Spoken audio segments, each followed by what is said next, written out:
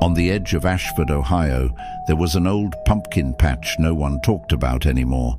The fence had fallen in places, vines crawled over the posts, and the soil always looked too dark, like the earth itself remembered something. But every October, the pumpkins grew huge, bigger than anywhere else, and no one ever took them, not after what happened. Lacey and her friends didn't believe the stories.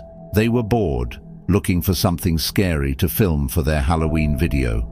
So just before dusk, they climbed the broken fence and stepped into the field.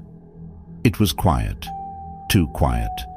Pumpkin vines twisted like veins across the ground.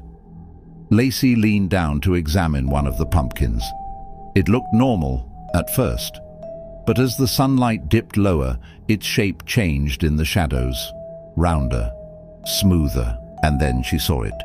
A face, pressed beneath the skin, eyes closed, mouth slightly open, as if sleeping.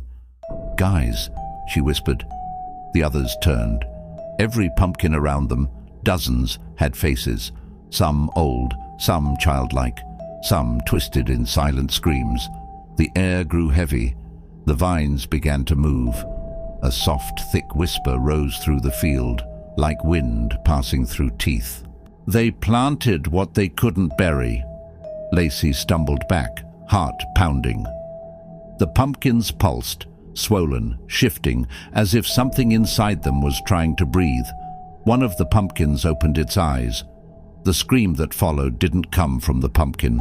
It came from the ground, from whatever was trapped beneath it. The friends ran. They didn't look back, not even when they heard the vines dragging across the dirt behind them.